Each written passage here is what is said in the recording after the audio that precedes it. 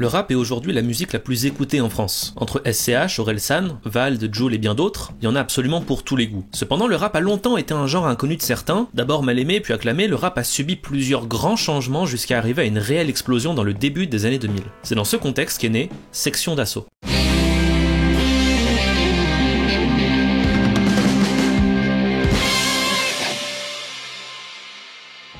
Section d'Assaut est un groupe de hip-hop français ayant publié 3 albums studio, 2 street albums et une mixtape, cumulant au total 1 300 000 ventes. À la base, c'est un collectif qui s'est formé principalement autour du groupe Assonance et Prototype 3015, composé notamment de Masca, Gims, Lefa et d'autres. Quelques années plus tard, et après l'arrivée de nouveaux membres, les noms Assonance et Prototype 3015 disparaissent au profit du 3e prototype. Le collectif commence alors à faire quelques scènes à l'occasion de la fête de la musique ou lors de fêtes à la mairie. S'ensuit une période d'environ 4 ans où les membres du collectif vont, tour à tour, s'essayer à l'exercice de la mixtape, des street albums et des concerts sauvages. C'est durant cette période que certaines personnalités du groupe commencent à gagner en expérience et à se faire un nom dans la scène rap. Et c'est finalement en 2009 que Section d'Assaut voit le jour.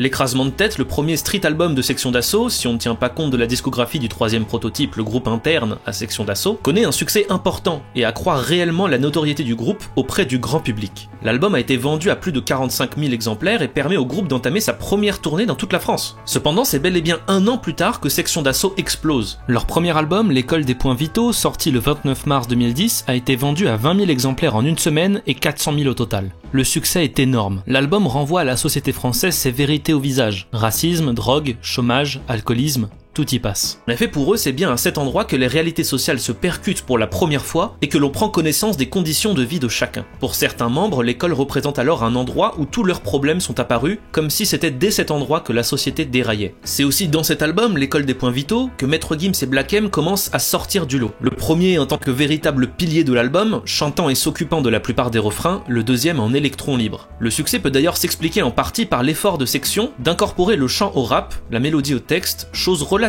rare pour le rap de l'époque dominé assez largement par Booba, Rof et La Fouine. Par exemple, le titre Désolé, immense tube de l'album, permettra d'ailleurs de conquérir un public encore plus large grâce à un texte touchant et mélodieux. Mais la véritable force de l'album, c'est vraiment son agilité et la multiplicité des styles utilisés. Parfois ghetto, souvent décalé, c'est l'influence de plusieurs styles comme le reggae, le rap, la soul, le rock et d'autres qui ont permis à Section de trouver leur recette magique. Les titres Casquette à l'envers, J'ai pas les love, Wati by Night et bien évidemment Désolé remportent un immense succès auprès de grand public. D'ailleurs, petite anecdote bonus, pour le premier de ces titres, Casquette à l'envers, la secrétaire d'État, qui est une sorte de CPE version aigrie, Nadine Morano avait déclaré « Moi, ce que je veux d'un jeune musulman quand il est français, c'est qu'il ne parle pas verlan, qu'il ne mette pas sa casquette à l'envers ». Ce titre est bien évidemment une réponse directe à cette déclaration. En somme, L'école des points vitaux, c'est l'album qui fait exploser la carrière du groupe, et c'est aussi grâce à ce dernier qu'ils feront partie des premiers artistes français à dépasser le 1 million de fans sur Facebook, accompagnés par les Daft Punk et David Guetta. Et ça, c'est quand même pas rien. Bien évidemment, la vie n'est pas toujours un long fleuve tranquille, et un dérapage homophobe en juin 2010 mettra presque fin à la carrière du groupe.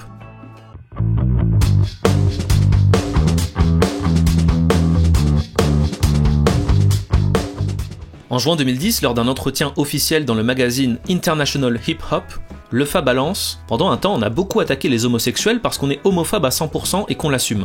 Ainsi que, pour nous, le fait d'être homosexuel est une déviance qui n'est pas tolérable.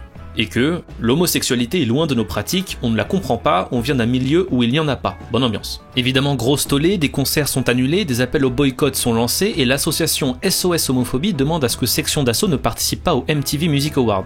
Suite au conflit, la journaliste qui avait rapporté ses propos voit sa réputation professionnelle complètement détruite et perd son activité. Elle porte alors plainte en 2010 pour diffamation et injure publique envers le responsable dans le groupe, et c'est seulement en 2013, soit 3 ans plus tard, qu'il sera condamné à verser les dommages et intérêts à la journaliste. Lefa, le protagoniste de cette histoire, déclarera plus tard au sujet de ce dérapage « C'est moi et moi seul qui ai tenu ces propos, et non le groupe. Je les assume et je le regrette sincèrement. Je ne connaissais pas le sens du mot homophobe, depuis je suis allé regarder dans le dictionnaire et je suis choqué par le mot que j'ai employé. Heureusement, un accord est signé en octobre 2011 avec la fédération LGBT, celle-ci prenant acte de la réalisation des engagements du groupe et considérant la polémique comme éteinte. Une histoire qui finit bien et qui permettra au groupe d'atteindre son apogée.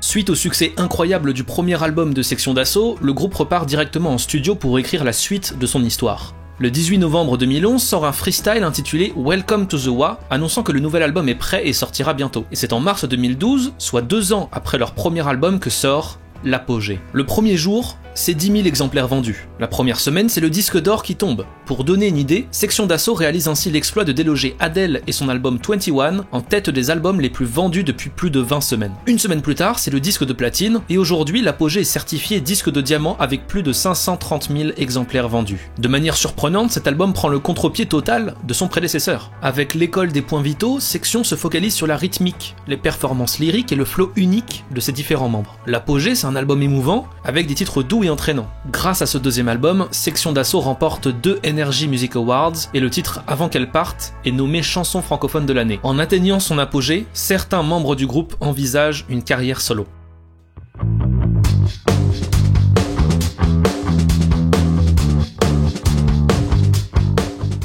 Est-ce que le groupe Section d'Assaut s'est séparé ? Officiellement non. En pratique, chaque membre du groupe a eu la liberté de pouvoir se consacrer à des projets en solo. Précurseur dans cette initiative, Gims illustre à lui seul le nouveau chemin pris par les membres de Section avec la sortie dès 2013 de son album Subliminal. Dans la foulée, Black M, autre membre du groupe, se confronte à la carrière en solo avec la sortie de son album Les yeux plus gros que le monde. Chacun des membres du groupe s'essaie à des initiatives plus personnelles, avec d'ailleurs plus ou moins de succès, et il n'hésite d'ailleurs pas à faire appel à ses acolytes pour des featuring ou des collaborations artistiques. Et c'est en 2016 que les premières rumeurs d'un 3e album ont lieu. Mais si Section d'Assaut ne s'est jamais séparée et avait envie de bosser sur un 3e album, pourquoi avoir attendu 10 ans avant de le sortir ? En fait, les raisons sont assez simples, et Gims, lors d'une interview à Combini, avait déclaré « Est-ce qu'on peut espérer un retour ?»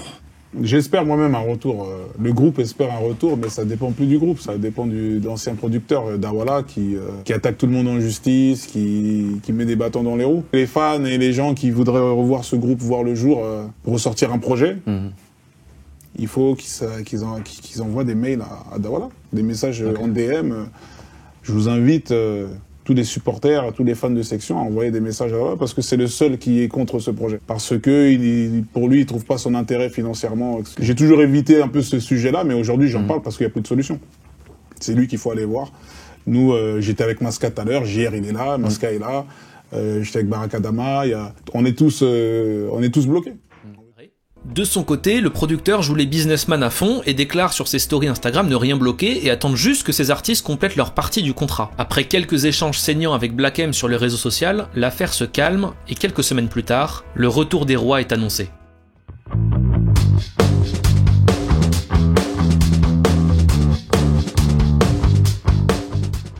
10 ans après leur 2e album, Section d'Assaut annonce sur Twitter le 6 décembre 2021 leur retour. Leur 3e album s'appellera Le Retour des Rois et sera disponible à partir du 14 mai. À l'heure à laquelle j'écris cette vidéo, nous n'avons que très peu d'informations dessus, ainsi que sur les titres qui vont le composer. Cependant, une information est publique, l'album ne sortira uniquement qu'en format physique. Par ailleurs, l'album ne sera vendu que lors des concerts de Section d'Assaut. Il sera introuvable en magasin. Le groupe a justifié cette décision en disant « On veut arrêter avec cette histoire de diktat des chiffres. Tranquille, on fait de la musique en fait. On peut aussi viser les chiffres, on n'en a pas peur du tout, on sait qu'on est très attendu, mais vraiment on a voulu faire un objet collector, un souvenir pour les fans, un objet qui va devenir rare au final. Si je ne suis pas trop mauvais dans les sorties de vidéos, l'album devrait déjà être en vente dans les concerts de Section d'Assaut, et on attend évidemment impatiemment les premières critiques. J'espère que cette vidéo t'a plu, je suis très probablement en live en ce moment même, donc je t'invite à me rejoindre ici. On va discuter de la vidéo, du futur de la chaîne, bref de tout plein de trucs. En attendant la prochaine vidéo, porte-toi bien, écoute plein de musique, tchuss!